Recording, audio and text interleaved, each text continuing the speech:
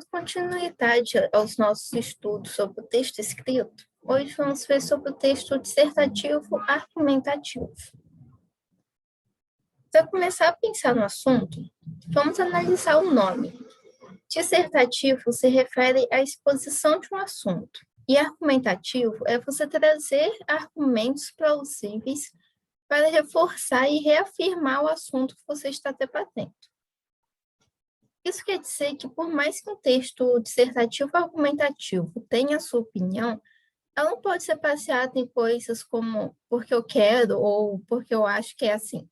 Você tem que trazer argumentos externos que têm força para aquilo que você está defendendo. A necessidade de argumentarmos frente à existência de pontos de vista contrários, já que quando uma pessoa discorda de você, você acaba sendo obrigado a apresentar argumentos, ou seja, apresentar informações que convençam a outra pessoa que a sua perspectiva é a certa. Assim, no texto dissertativo argumentativo, nós chamamos o ponto de vista de tese e os elementos usados para justificá-la de argumentos. A tese é a opinião defendida pelo argumentador, e o argumento é a fundamentação da tese, ou seja, as justificativas que validam a opinião defendida. Quando vocês chegarem na faculdade, vão se deparar com muitos artigos científicos e textos teóricos. E esses textos vão trazer informações sobre a área que vocês estão estudando, mas não de maneira definitiva. Um estudo pode sempre ser repensado, mas para provar que essa outra perspectiva faz sentido, você precisa apresentar argumentos da mesma forma que em uma redação de vestibular. Por isso, entender esse assunto é tão importante. Ele extrapola a ideia de avaliação em nota. Mas como selecionar argumentos válidos para defender suas ideias? Bom, aqui vão algumas estratégias. A primeira é a exemplificação. Primeiro, nós temos a exemplificação, que se trata de apresentar exemplos concretos que ajudem a sustentar uma determinada posição. Veja um exemplo aqui embaixo, onde o autor defende seu ponto de vista contra a pena de morte, usando como exemplo os casos da Geórgia e do Canadá. É preciso recusar a pena de morte por uma razão muito simples. Ela não reduz os índices de criminalidade. Basta observar a experiência dos países que adotam. O Estado americano da Geórgia, maior aplicador da pena capital, tem 20% mais homicídios que a média nacional. No Canadá, por outro lado, a criminalidade caiu em 27% depois que a pena de morte foi abolida. Argumento de autoridade é o argumento baseado na opinião de um especialista. Assim, o argumento se apoia na credibilidade da pessoa que primeiro disse esse argumento. Hoje em dia, com a situação da Covid, a gente tem visto, por exemplo, médicos tanto defendendo quanto criticando o que alguns chamam de tratamento precoce. Ambos os lados poderiam usar como argumento a fala de um especialista da área da saúde, mas como não há um consenso, o argumento acaba perdendo força. E para defender sua posição, você vai precisar de outros argumentos, entende? Vejam esse outro exemplo sobre o aquecimento global. Se é verdade que a temperatura da Terra está subindo, ninguém pode dizer com certeza que esse aumento é hoje maior do que em outras épocas. Assim, o tal aquecimento global é, no máximo, uma especulação baseada em evidências contestáveis. E não sou eu que digo isso. São dezenas de cientistas renomados que, cada vez mais, têm se levantado contra o mistério inútil que se formou em torno do aquecimento global. Quando vocês estiverem escrevendo, tente não falar, não usar esse argumento de autoridade de uma forma genérica, como foi feito aqui, que só disseram dezenas de cientistas renomados. Se você estiver escrevendo a redação do Enem, você pode usar os dados que vêm nas próprias propostas. E se você estiver fazendo um texto em casa, para a escola, com mais tempo, podendo consultar fontes, você procura colocar o nome da pessoa, do estudioso que disse aquilo, da autoridade, né? A estratégia da contra-argumentação consiste em argumentar a partir do posicionamento contrário. Veja no exemplo abaixo, que é um parágrafo do texto Impunidade, e trata sobre a redução da maioridade penal no Brasil para 16 anos. Então, essa é a tese defendida no texto.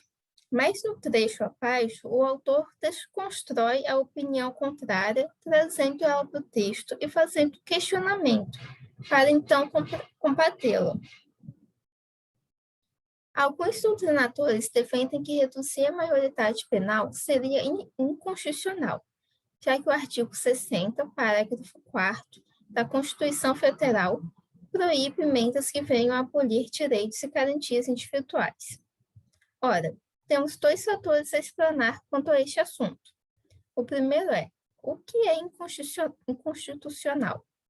Hoje é implementada uma série de emendas constitucionais. A estratégia da concessão é feita em duas etapas. Primeiro, o argumentador tem a intenção de concordar com seu rival para logo depois combater e refutar a tese adversária. O exemplo abaixo defende a tese de que o aborto deve ser legalizado no Brasil.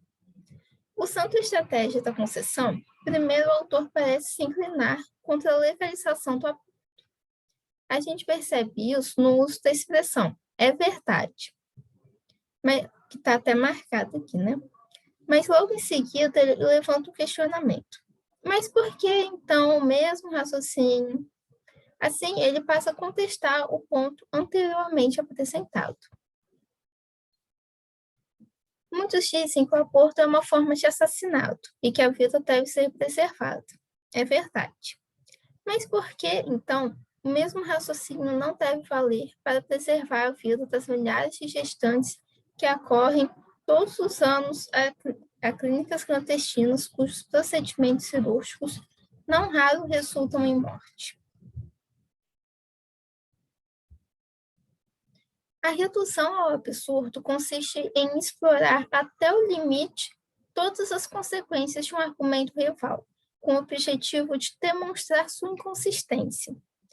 É bem comum a gente ver essa estratégia no dia a dia. Tipo, quando a gente pede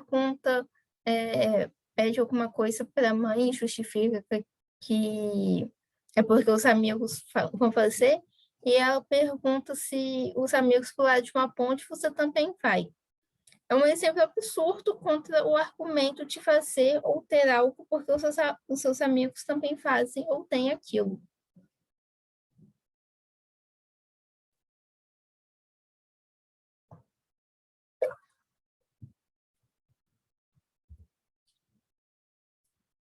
Toda argumentação tende naturalmente a criar um certo clima de guerra. Ao iniciar a leitura de um texto argumentativo, todo leitor se coloca na defensiva caso perceba que será defendida uma tese da qual ele discorda. Com essa postura, o leitor fica negativamente predisposto em relação àquele texto. Mas há um meio de tentar driblar essa predisposição, desarmando o leitor, que é a estratégia da negação.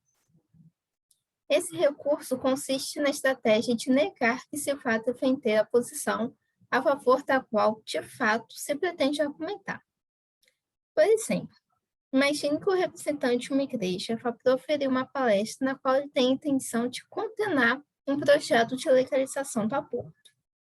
Suponha que esse religioso tenha sido informado de que, na plateia, há muitos defensores do projeto. Sabendo que estará diante de um público potencialmente hostil, é possível que ele comece assim: hoje, eu não quero falar contra o aborto ou contra a sua legalização. Quero falar de algo muito mais importante, muito mais fundamental: a vida. Tenho certeza que todos aqui concordam comigo. Não há nada tão importante quanto a vida. Ao mesmo tempo, não é nada tão frágil. Por isso mesmo, ela deve ser preservada em qualquer circunstância, o que inclui também a vida do feto. Reparem que no começo o enunciador nega que faça manifestar contra a legalização do aborto. Com isso, talvez ele tenha conquistado a simpatia de alguns membros da plateia, que, do contrário, já ficariam predispostos contra a palestra. Diante desse início promissor, os ouvintes baixam a quarta, e é aí que o religioso começa a discursar sobre a vida, para pouco depois fazer exatamente o que ele havia negado que faria, condenar o aborto.